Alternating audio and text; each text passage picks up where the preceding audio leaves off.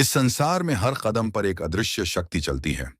कभी हवा के झोंकों में, कभी अंधेरी रात की खामोशी में, तो कभी किसी निर्दोष की रक्षा करते हुए। और जब बात हो श्रद्धा की, तब स्वयं महादेव अपने भक्तों के लिए मार्ग बनाते हैं। आज हम सुनने जा रहे हैं उसी शक्ति की एक अद्भुत कथा, एक ऐसी कहानी जहां आस्था अंधकार पर विजय पाती है। ओम नमः शिवाय। एक प्रेरक पौराणिक यथार्थ कथा। उत्तराखंड के ऊंचे पहाड़ों के बीच एक शांत घना जंगल था, नागवन। जंगल के बीच एक प्राचीन गुफा थी, जिसके बारे में बुजुर्ग कहा करते थे, यह गुफा महादेव की तपोभूमि रही है। यहाँ आज भी उनकी उपस्थिति महसूस होती है। लेकिन वक्त के साथ लोग इस बात को भूलने लगे। गांव के नए लोगों ने इसे बस एक पुरानी कहानी समझ लिया। पर गांव में एक लड़का था, अर्जुन। उम्र सिर्फ 17 साल, लेकिन दिल में अपार साहस और गहरी श्रद्धा। वह हर सुबह पहाड़ पर चढ़कर दूर से उस गुफा को निहारता था। उसे हमेशा लगता कि उस अंधेरी गुफा में कुछ है, कोई शक्ति, कोई ऊर्जा। एक तूफानी रात एक दिन अचानक काली घटाएं छा गईं। बारिश के साथ तेज हवाएं चलने लगीं। गांव के लोग घरों में छिप गए। लेकिन तभी खबर आई, अर्जुन की छोटी बहन गंगा जंगल में रास्ता भटक गई है।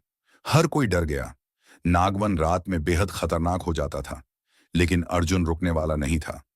वह मशाल लेकर अकेला ही जंगल में घुस गया। पेड़ों की शाखाएं हवा में टूट रही थीं।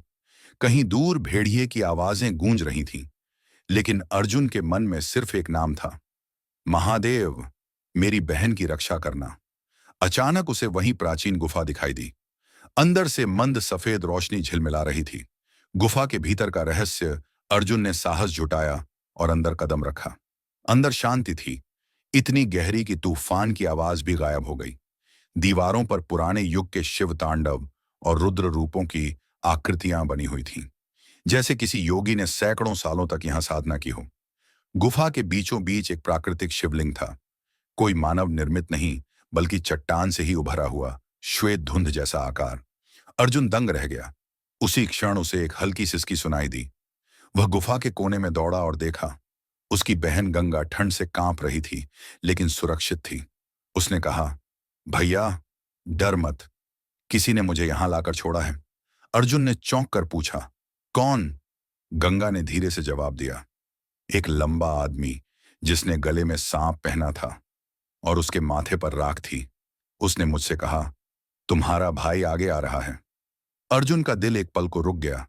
उसने पीछे मुड़कर शिवलिंग को देखा और अचानक हवा में मन सी ध्वनि गूंजी, डर मत वत्स, भक्त कभी अकेला नहीं होता। मशाल की लौ तेजी से चमकी और गुफा में चंद सेकंड के लिए एक बड़ी शांत छाया दिखाई दी। त्रिशूल, जटाएं, नाग और फिर सब गायब। अगली सुबह का चमत्कार। अर्जुन गंगा को लेकर गांव लौटा। गांव वाले अचंभित थे। इतने तूफान में एक बच्ची अकेली कैसे सुरक्षित रह सकती थी? अगली सुबह गांव के लोग उस गुफा तक पहुंचे और जो उन्होंने देखा, उससे उनके शरीर में कंपी दौड़ गई। गुफा का प्रवेश द्वार अब एकदम नए सा दिख रहा था, जैसे किसी ने रात भर में इसे शुद्ध किया हो। शिवलिंग पर ताजे बेल पत्र रखे हुए थे, जबकि वहां कोई भी नहीं गया था। गांव के बुजुर्ग बोला, यह गुफा साधारण नहीं, यह स्वयं रुद्र की तपस्थली है। और कल रात महादेव ने अपने भक्त बच्चों की रक्षा की। उस दिन से अर्जुन का जीवन बदल गया। वह रोज उसी गुफा में दीपक जलाता और पूरे गांव का जीवन उज्जवल होने लगा। द कहानी का संदेश, महादेव हर जगह हैं, लेकिन वे सिर्फ उन दिलों में प्रकट होते हैं जहां श्रद्धा, साहस और सच्चाई बसी हो।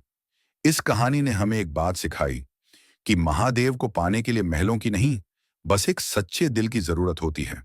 जहां श्रद्धा होती है, वहां संकट मिट जाते हैं और राहें खुद खुल जाती हैं। अगर आपको यह कथा पसंद आई, तो कमेंट में AUM नमः शिवाय लिखकर महादेव का आशीर्वाद सभी तक पहुंचाएं। जय भोलेनाथ।